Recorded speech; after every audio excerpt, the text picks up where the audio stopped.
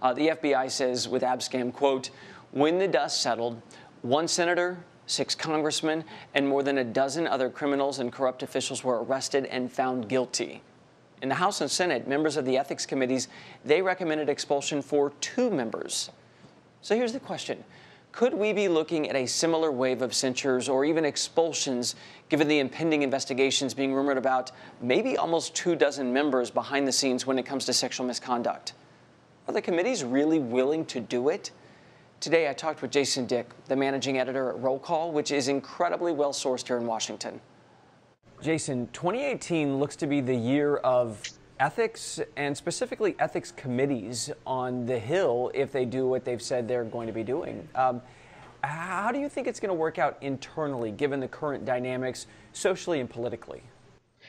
Certainly from a societal level, there's a lot of pressure on Congress to answer, some of the questions that have come up, to be a part of the solution. I think that Congress, particularly heading into an election year like the current one, 2018, where all House members will be up and 34 senators will be up, they want to look like they are with it and that they understand that this is a nationwide, actually an international phenomenon.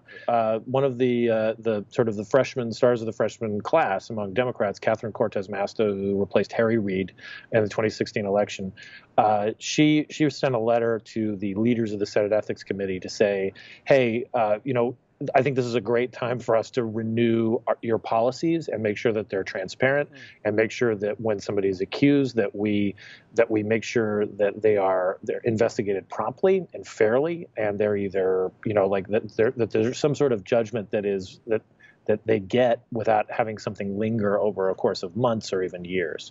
If we see the ethics committees return these sheets that say, we looked into it, there's just not enough there at this point, no proof or not sufficient proof, will that reflect on, because we have 16 members out of 535 on these committees, will that reflect on the other 500-something members? Absolutely. And I mean, it would be difficult for Congress's approval ratings to get any lower.